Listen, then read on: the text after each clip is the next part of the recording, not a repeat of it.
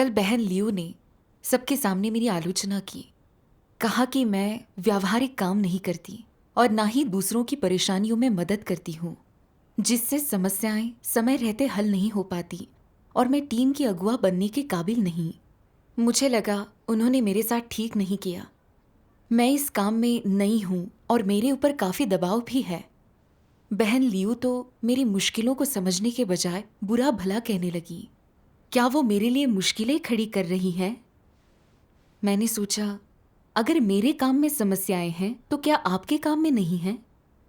जब मुझे मौका मिलेगा मैं भी आपकी आलोचना करूंगी। ऐसा सोचना मुझे गलत तो लगा, मगर उनकी बात अब तक मुझे खटक रही है। हाल ही में मेरे साथ भी कुछ ऐसा ही हुआ। एक बहन ने मुझे उजागर किया था, तब मैं उसे मानकर परमेश्वर के कार्य को समर्पित नहीं हो पाई। मैं तो उस बहन पर अपना गुस्सा उतारना चाहती थी, मगर फिर परमेश्वर के वचन पढ़कर मैंने अपनी दुष्ट प्रकृति को पहचाना। खुद से नफरत हुई और मैंने सत्य का अभ्यास करने पर ध्यान दिया। मैंने आलोचनाओं का सही तरीके से सामना करना सीख लिया। क्या आप इस अनुभव के बारे में हमें और बताएंगी? हाँ। ठीक है। जब मैं एक कलीसिया की अगुआ और बहन वांग सुसमाचार टीम की अगुआ थीं, दोनों को दूसरी कलीसिया में भेज दिया गया था। एक दिन किसी बहन ने मुझे बताया, बहन वांग सभी से कह रही थीं कि मेरा बर्ताव झूठे अगुआ जैसा है। मैं सुसमाचार के काम को लेकर लापरवाह हूँ और आने वाली समस्याओं को समय रहते दूर नहीं करती, जिससे टीम की कार्यक्षमता और प्रभाविता कम हो रही है। मुझे गुस्सा आ गया। मैंने सोचा, हाल में मैंने व्यावहारिक काम नहीं किया, पर उसका एक कारण है। सामने बात करने के बजाय पीठ पीछे बातें करके क्या आप मेरी परेशानियों को और नहीं बढ़ा रही? भाई बहन मेरे बारे में क्या सोचेंगे? मैं आपको आसानी से माफ नहीं करूंगी। मैं भी आपको देख लूंगी। फिर मैंने कहा, वो मेरा तिरस्कार करती हैं, मुझ में गलतियां निकालती हैं। वो भी कोई दूध की धुली नहीं है, ये सभी जानते हैं। साथ मिलकर काम करने के बजाय सबकी आलोचना करती हैं और अब उनका निशाना मुझ पर है। मैंने तो कभी उनके साथ बुरा नहीं किया, शायद इसलिए क्योंकि मैंने दूसरी कलीसिया में उनका तबादला किया, जिससे वो टीम अगुआ नहीं रही और अब वो मुझसे बदला ले रही हैं। इससे तो लग रहा है कि समस्या बहन वांग में ही है। बिल्कुल। मैं चाहती थी कि वो बहन मुझे सही और बहन वांग को गलत समझे। इसके बाद मैं सोचने लगी, बहन वांग का इस तरह से सबके सामने मेरी आलोचना करना मेरे लिए कितना अपमानजनक था। अगर हर कोई उन पर विश्वास करके मुझे झूठी अगवा समझने लगा, तो मेरी क्या इज्जत रह जाएगी?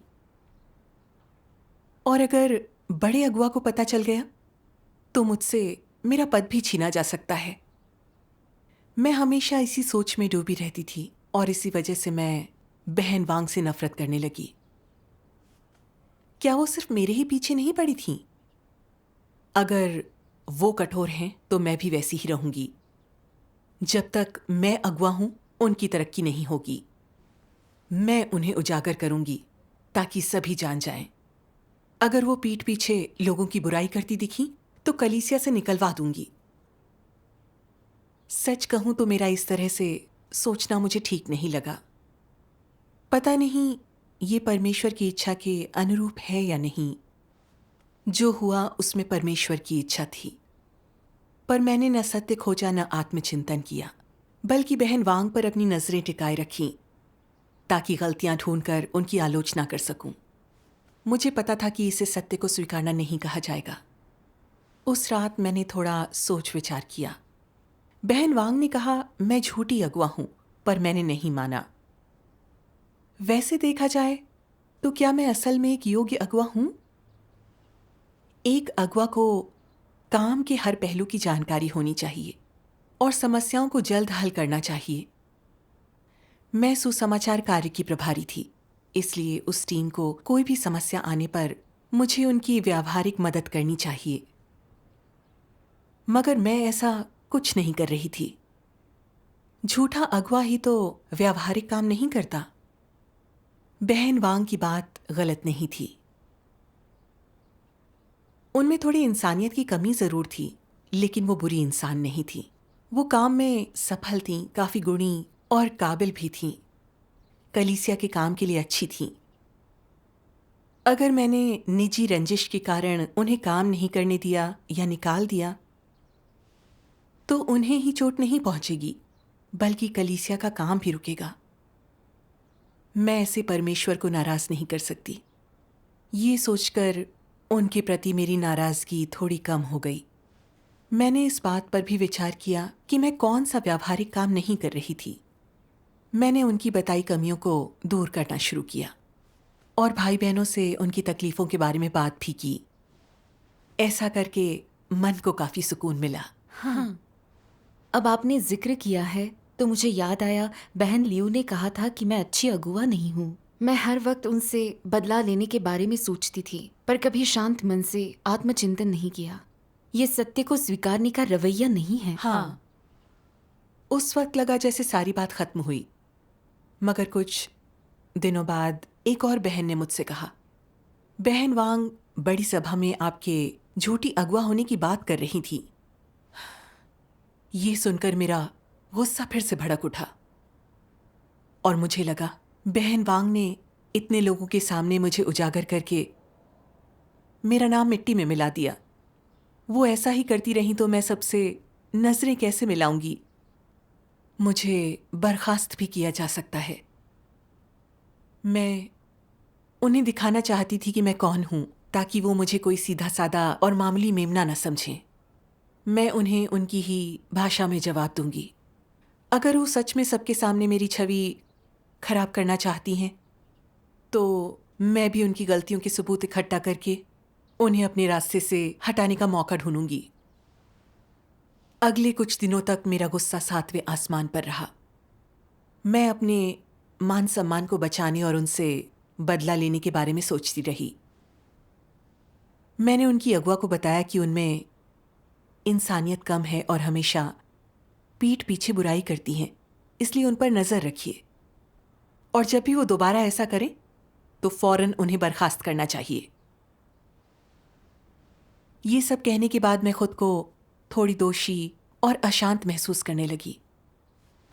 मैंने सोचा, मैं ये क्या कर रही हूं? ये तो आंख के बदले आंख वाली बात हो गई। क्या ये दूसरों को अपने रास्ते से हटाना नहीं हुआ? परमेश्वर इससे मुझे क्या सीख देना चाहता है? फिर मैंने परमेश्वर से प्रार्थना करके इस बारे में जानने की कोशिश की। इस दौरान मैंने परमेश्वर के वचनों पर सोचा जो मसीह विरोधियों को उजागर करते हैं। आइए इस अंश के पाठ का एक वीडियो देखते हैं। ठीक है।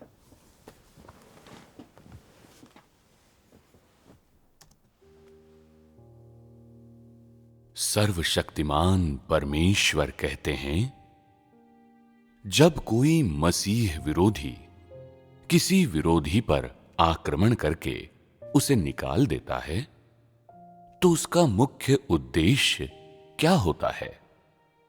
वे लोग कलीसिया में एक ऐसी स्थिति पैदा करने का प्रयास करते हैं जहां उनकी आवाज के विरोध में कोई आवाज न उठे, जहां उनकी सत्ता, उनका शासन और उनके शब्द ही सर्वोपरि हों। हर कोई उन्हीं की बात माने और अगर किसी की राय अलग हो तो उसे वे अपने पास ही रखें और वहीं खत्म कर दें। ये एक तकनीक है जिसे अपनी हैसियत को मजबूत करने के लिए वे लोग इस्तेमाल करते हैं, जो विरोधियों पर हमला करते और उन्हें बहिष्कृत करते हैं। वे कहते हैं, तुम्हारी राय मुझसे अलग हो सकती है, लेकिन तुम उसके बारे में मनचाही बातें नहीं बना सकते। मेरी सत्ता और हैसियत को जोखिम में तो बिल्कुल नहीं डाल सकते। अगर कुछ कहना है तो मुझसे अकेले में कह सकते हो। यदि तुम सबके सामने कहकर मुझे शर्मिंदा करोगे तो डांट खाओगे और मुझे तुम्हारा ध्यान रखना पड़ेगा। ये किस प्रकार का स्वभाव है? मसीह विरोधी दूसरों को खुलकर नहीं बोलने देते। अगर उनकी कोई राय होती है, फिर वो चाहे मसीह विरोधी के बारे में हो या किसी और चीज के बारे में, उन्हें उसे अपने तक ही सीमित रखना चाहिए। उन्हें मसीह विरोधी के चेहरे के भावों का ख्याल रखना चाहिए। अगर ऐसा नहीं किया तो मसीह विरोधी उन्हें शत्रु घोषित कर देगा और उन पर आक्रमण कर उन्हें बाहर कर देगा। ये किस तरह की प्रकृति है? ये एक मसीह विरोधी की प्रकृति है। और वे ऐसा क्यों करते हैं?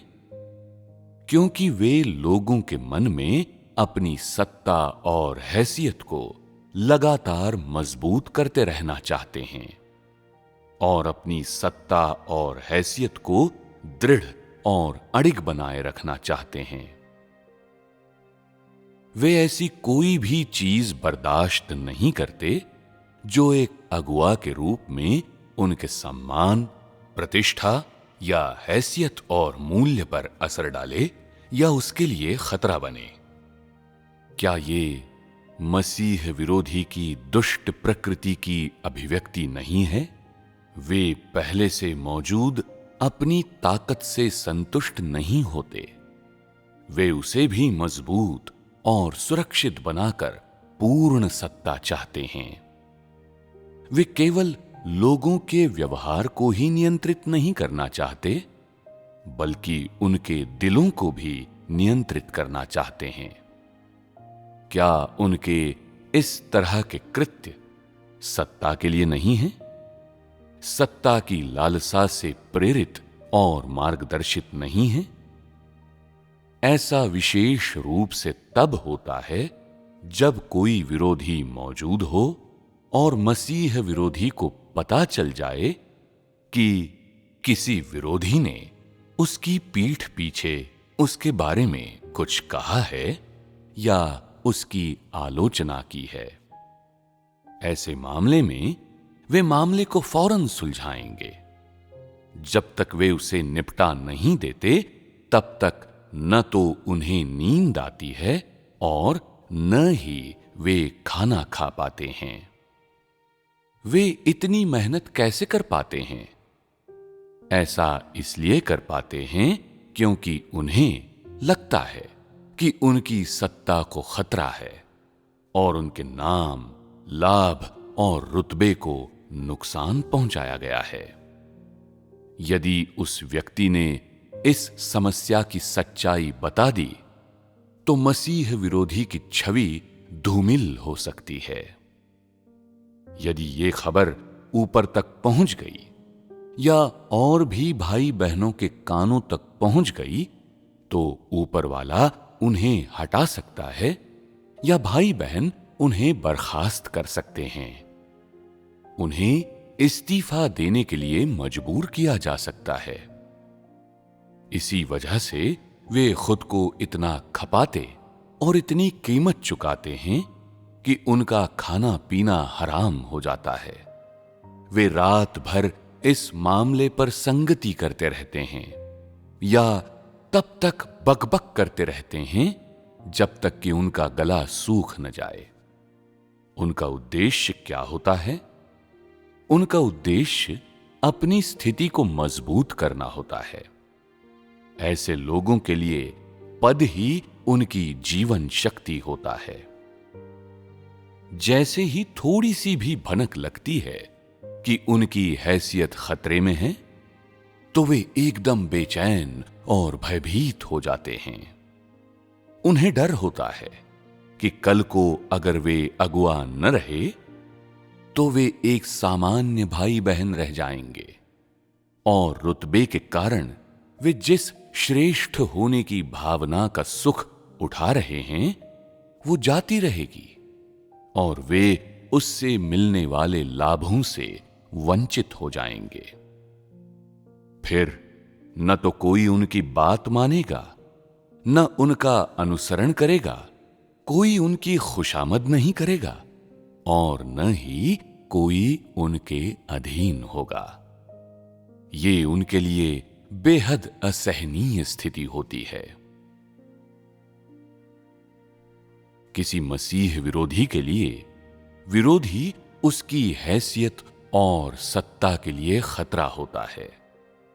कोई भी उनकी हैसियत और सत्ता के लिए खतरा बनता है, चाहे कोई भी हो, तो मसीह विरोधी उसे ठिकाने लगाने के लिए किसी भी हद तक चले जाते हैं।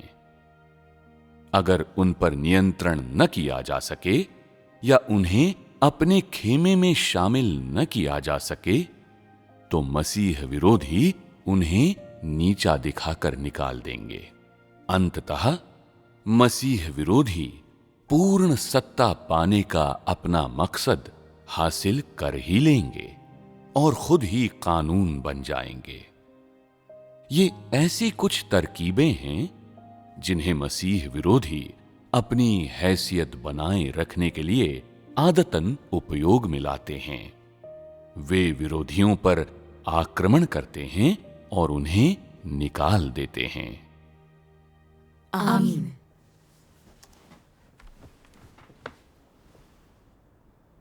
परमेश्वर के मर्मभेदी वचनों से मैं डर गई।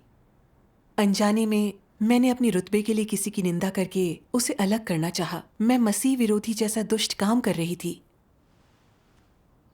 जब बहन वांग ने सबके सामने कहा था कि मैं व्यावहारिक काम नहीं करती, तो मैंने इसे परमेश्वर की इच्छा मानकर आत्मचिंतन नहीं किया।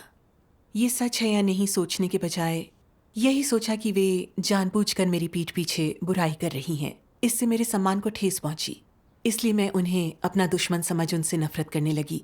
मैंने तो उनकी निंदा भी करनी चाहिए। फिर जब मुझे पता चला कि उन्होंने एक बड़ी सभा में मुझे उजागर किया है, तो मेरी नफरत और बढ़ गई। अपने सम्मान और पद को बचाने के लिए मैं उनके पुराने अपराधों के बारे में बढ़ाकर बोलने लगी, ताकि दूसरों को उनमें अच्छी इंसानियत न दिखे और वे उन्हें ठुकरा दें। मैंने तो उनके कुछ अपराधों के बारे में उनकी अगुआ को भी सब बता दिया, ताकि उन्हें निकाल दिया जाए। मैं ये अच्छे से जानती थी कि वे गुणी और काबिल हैं। अपने काम में भी वे ठीक ही थीं। उनका कलीसिया में रहना अच्छा था। बहन वांग ने मेरी असली समस्याओं का जिक्र किया था, मगर इससे मेरे रुतबे पर बुरा असर पड़ रहा था। मैं उन्हें अपना विरोधी, दुश्मन और मेरे पद के लिए खतरा समझने लगी। मैं बदला लेना चाहती थी। मैंने देखा कि मेरी प्रकृति सचमुच दुष्ट है। फिर मैंने परमेश्वर के घर से निकाले गए मसीह विरोधियों के बारे में सोचा। वे सत्य की खोज नहीं करते थे, इसलिए जब कोई उनके रुतबे के लिए खतरा बनता तो वे उनकी निंदा करते और कलीसिया को अपने राज्य में बदलकर राज करना चाहते। अंत में उन्हें कलीसिया से निकाल दिया गया। मेरा बर्ताव भी इन मसीह विरोधियों से अलग नहीं था। अब मुझे एहसास हो रहा है, बहन लियू के मुझे उजागर करने पर मैंने उनकी बात ठुकराई, उनसे बदला लेना चाहा। ये मसीह विरोधी का स्वभाव है। बिल्कुल। मैं निरंतर इस बात पर चिंतन करती रही कि सालों तक विश्वासी होने के बाद भी खुद को मसीह विरोधी मार्ग पर चलने और ऐसे बुरे काम करने से रोक क्यों नहीं सकी। फिर एक सभा में हमने परमेश्वर की आज्ञा का पालन करने वाले उसके द्वारा हासिल किए जाएंगे पढ़ा। इसका एक अंश मेरे दिल को छू गया और तब मैं अपनी स्थिति को बेहतर समझ पाई। मैं पढ़कर सुनाती हूँ। बढ़िया। सर्वशक्तिमान परमेश्वर कहते हैं, चूंकि तुम परमेश्वर में विश्वास रखते हो, तुम्हें उसके वचनों और कार्यों में विश्वास रखना चाहिए। अर्थात परमेश्वर में विश्वास रखते हो तो उसका आज्ञा पालन करो। यदि ऐसा नहीं करते तो परमेश्वर में तुम्हारी आस्था मायने नहीं रखती। यदि तुम्हारी आस्था बरसों की है पर उसका आज्ञा पालन या उसके वचन स्वीकार नहीं किए, बल्कि तुमने परमेश्वर को अपने आगे समर्पण करने और तुम्हारी धारणाओं के अनुसार कार्य करने को कहा है, तो तुम सबसे अधिक विद्रोही व्यक्ति हो और गैर विश्वासी हो। तुम परमेश्वर के कार्य और वचनों का पालन कैसे कर सकते हो जो इंसानी धारणा से उलट है। सबसे विद्रोही लोग जानबूझकर परमेश्वर का विरोध करते हैं। ऐसे लोग परमेश्वर के शत्रु और मसीह विरोधी हैं। ऐसे लोग परमेश्वर के नए कार्य के प्रति शत्रुता रखते हैं। उनमें समर्पण का कोई भाव नहीं होता, न खुशी से समर्पण या दीनता का भाव दिखाते हैं। ऐसे लोग दूसरों के सामने खुद को ऊंचा उठाते हैं और किसी के आगे नहीं झुकते। परमेश्वर के सामने ये लोग उपदेश देने में स्वयं को सबसे ज्यादा निपुण समझते हैं और दूसरों पर कार्य करने में सबसे अधिक कुशल समझते हैं। इनके कब्जे में जो खजाना होता है उसे कभी नहीं छोड़ते। दूसरों को इस बारे में बताने के लिए पूज्य विरासत समझते हैं और उनको पूजने वाले मूर्खों को उपदेश देने के लिए उपयोग करते हैं। कलीसिया में वास्तव में इस तरह के कुछ ऐसे लोग हैं। ये कहा जा सकता है कि वे अदम्य नायक हैं, जो पीढ़ी दर पीढ़ी परमेश्वर के घर में डेरा डाले हुए हैं। ये वचन का उपदेश देना अपना सर्वोत्तम कर्तव्य समझते हैं। साल दर साल और पीढ़ी दर पीढ़ी वे अपने अलंघनीय कर्तव्य को पूरी प्रबलता से लागू करते हैं। कोई उन्हें छूने का साहस नहीं करता, न ही उनकी निंदा करने की हिम्मत दिखाता है। वे परमेश्वर के घर में राजा बनकर युगों से दूसरों पर अत्याचार कर रहे हैं। दुष्ट आत्माओं की ये झुंड एक होकर मेरे कार्य का विध्वंस करने की कोशिश में हैं। मैं इन दुष्ट आत्माओं को अपनी आंखों के सामने कैसे अस्तित्व में बने रहने दे सकता हूँ? आधा अधूरा आज्ञा पालन करने वाले लोग भी अंत तक नहीं चल सकते। फिर इन आतताइयों की तो बात ही क्या है, जिनके हृदय में थोड़ी सी भी आज्ञाकारिता नहीं है। इंसान परमेश्वर का कार्य आसानी से नहीं पा सकता। इंसान अपनी सारी ताकत लगाकर भी थोड़ा बहुत ही पा सकता है, जिससे वो पूर्ण बनाया जा सके। फिर प्रधान दूत की संतानों का क्या, जो परमेश्वर का कार्य नष्ट करने की कोशिश में हैं? क्या परमेश्वर द्वारा उन्हें ग्रहण करने की आशा और भी कम नहीं है? आमीन। आमीन। आमीन। आमीन। परमेश्वर के वचनों ने मेरी आंखें खोल दी। मैं उसकी धार्मिकता और प्रतापी स्वभाव देख पाई। खासतौर पर ये अंश। ऐसे लोग कभी किसी के आगे नहीं झुकते। कोई उन्हें छूने का साहस नहीं करता, न ही उनकी निंदा करने की हिम्मत दिखाता है। वे परमेश्वर के घर में राजा बनकर युगों से दूसरों पर अत्याचार कर रहे हैं। दुष्ट आत्माओं के ये झुंड एक होकर मेरे कार्य का विध्वंस करने की कोशिश में है। मैं इन दुष्ट आत्माओं को अपनी आंखों के सामने कैसे अस्तित्व में बने रहने दे सकता हूँ? इस अंश ने तो मुझे और भी डरा दिया। जब बहन वांग ने मुझे सबके सामने उजागर किया, तो मैंने दुश्मनी, असंतोष, नाराजगी और प्रतिरोध दिखाया। गुस्से में आकर बुरी तरह से उनकी निंदा की। अगुआ होके भी मैंने न तो सत्य को स्वीकारा और न समर्पण की भावना दिखाई। किसी ने मेरी समस्याओं को उजागर किया, सम्मान को ठेस पहुंचाई और मेरे पद पर आंच आई, तो मैंने उसे रोकने और बदला लेने के लिए हर तरीके आजमाए। उसका कर्तव्य निभाने का अधिकार छीनना और कलीसिया से निकलवाना चाहा। द्वेष में आकर सोचती कि उसे बर्बाद किए बिना चैन से नहीं बैठूंगी। मैं परमेश्वर के घर की ऐसी शासक बन गई थी जिससे कोई पंगा न ले सके। ये सीसीपी के राक्षसों और उन तानाशाहों से अलग कैसे है? उनका सिद्धांत है, मेरा अनुपालन करने वाले बढ़ेंगे और विरोध करने वाले नष्ट होंगे। अपनी सत्ता और ताकत को बढ़ाने के लिए सीसीपी उनसे असहमति रखने वालों का उत्पीड़न करती है। उनका सब कुछ तहस नहस करके उन्हें पूरी तरह मिटा देती है, जैसा तियानमेन स्क्वायर के प्रदर्शनकारियों और अल्पसंख्यकों के साथ किया। विश्वासियों को तो गिरफ्तार करके इससे भी बुरा अत्याचार किया जाता है। उन्होंने कितनी ही मासूम जिंदगियां तबाह कर दी हैं। परमेश्वर उन्हें दंड जरूर देगा। हाँ, बचपन से मुझे उन कम्युनिस्ट राक्षसों से शिक्षा मिल रही थी। सारे ब्रह्मांड का सर्वोच्च शासक बस मैं ही हूं। अगर तुम निर्दयी हो तो मैं भी हूं। आंख के बदले आंख, दांत के बदले दांत। ऐसे शैतानी जहर मेरे मन में गहराई तक जमे थे और जीवन के नियम बन गए थे। मैं अहंकारी और दुष्ट बन गई थी। इन नियमों से जीने की वजह से मैं बुरा बर्ताव कर लोगों को सताती थी। सही कहा। हमारे अंदर शैतान का जहर भरा है। ये कपटपूर्ण भ्रांतियां हमें नुकसान पहुंचाती हैं। हाँ, परमेश्वर ने झूठे अगुवाओं को पहचानने के लिए सत्य व्यक्त किए, पर मैंने उनसे कभी खुद को नहीं नापा, न विचार किया कि मैं एक झूठी अगुआ क्यों हूं। अब सत्य जानकर सबकी आंखें खुल रही हैं और लोग झूठे अगुवाओं को उजागर कर रहे हैं।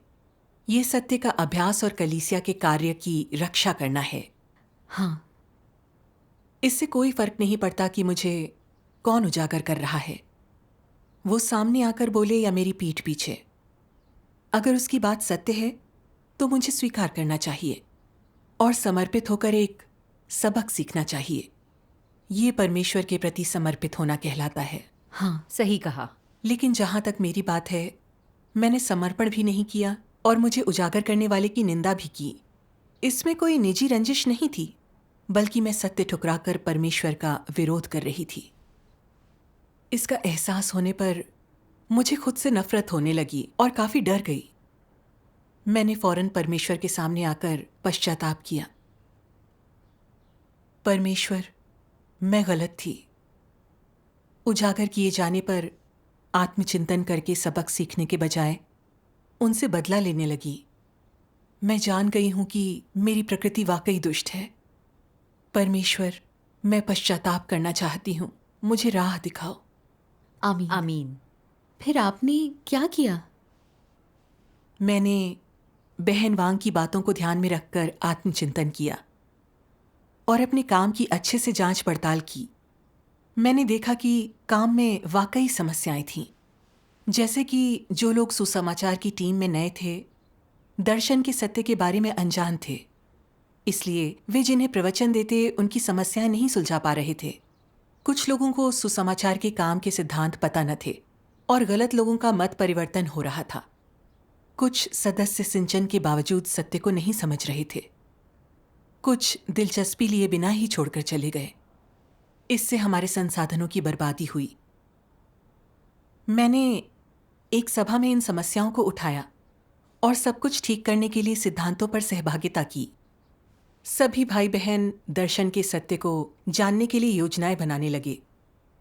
जब किसी चीज पर वे सहभागिता नहीं कर पाते तो हम साथ मिलकर सहभागिता करते। जल्द ही उन्हें दर्शन के सत्य पर अधिक स्पष्टता मिली और हमारी टीम ज्यादा सफल होने लगी। परमेश्वर का परमेश्वर का धन्यवाद।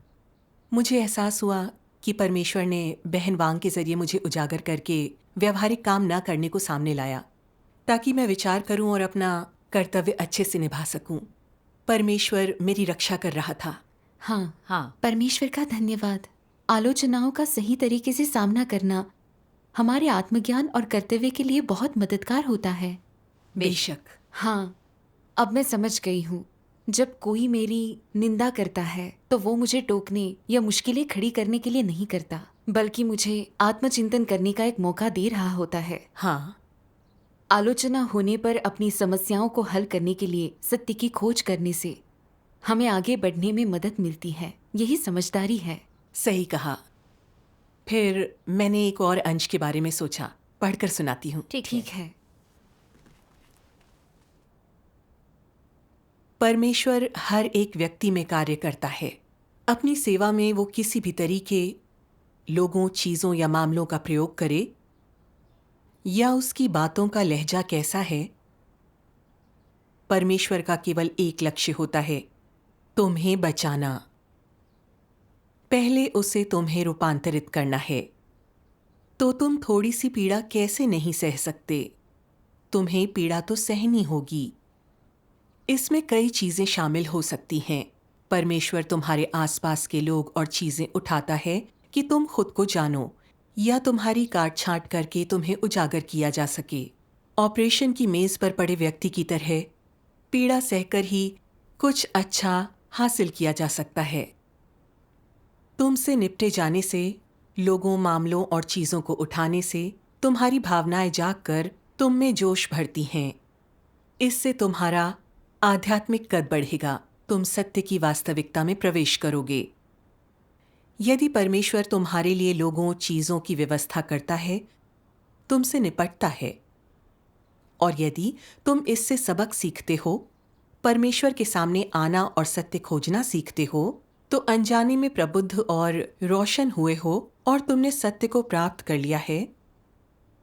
यदि तुम इन परिवेशों में बदलाव का अनुभव करो, पुरस्कार पाओ और प्रगति करो, परमेश्वर की इच्छा की समझ प्राप्त कर शिकायत बंद कर देते हो, तो इसका अर्थ तुमने इन परीक्षणों में अडिग रहकर परीक्षा उत्तीर्ण कर ली है। तुम सफल हो गए हो। इम्तिहान में खरे उतरने वालों को परमेश्वर किस नज़र से देखेगा? परमेश्वर कहेगा कि उनका हृदय सच्चा है। वे ऐसे कष्ट सह सकते हैं, सत्य से प्रेम करते हैं, सत्य को चाहते हैं। अगर परमेश्वर का तुम्हारे बारे में ऐसा आंकलन है, तो क्या तुम कद काठी वाले नहीं हो? फिर क्या तुम में जीवन नहीं है? और ये जीवन कैसे प्राप्त हुआ है? क्या ये परमेश्वर द्वारा प्रदत्त है? वो कई तरह से आपूर्ति करता है और कई लोगों और चीज़ों से तुम्हें प्रशिक्षित करता है। ये ऐसा है जैसे परमेश्वर तुम्हें खाना पीना दे रहा हो और तुम्हें खिलाकर आनंदित कर रहा हो। तभी तुम मजबूती से खड़े हो सकते हो। इसी तरह तुम्हें चीज़ों को देखना और समझना चाहिए। ऐसे परमेश्वर की हर चीज़ के प्रति समर्पित होना चाहिए। आमीन आमीन आमीन। आमीन। इन सब से मैंने ये अनुभव किया कि परमेश्वर बहन वांग के जरिए मेरी समस्याएं दिखा रहा था। इसे स्वीकारना मेरे लिए आसान नहीं था, मगर ये मेरे जीवन प्रवेश के लिए फायदेमंद रहा। हाँ हाँ, इस तरह निपटारा किए जाने पर मैं अपने अंदर छिपे झूठे अगवा के लक्षणों को समझ पाई। सत्य खोजने और बदलाव करने की प्रेरणा मिली। इतना ही नहीं, मैं अपनी अहंकारी दुष्ट प्रकृति को भी देख पाई। मैं अपने नाम और रुतबे के लिए किसी को निकाल सकती थी। ये देख मैं सत्य खोजने और शुद्ध होने को प्रेरित हुई। ये मुझ पर परमेश्वर का विशेष अनुग्रह, प्रेम और उद्धार था। हाँ, मैं परमेश्वर की बहुत आभारी हूँ। परमेश्वर का परमेश्वर का धन्यवाद। धन्यवाद। आपकी सहभागिता से मुझे बहुत मदद मिली।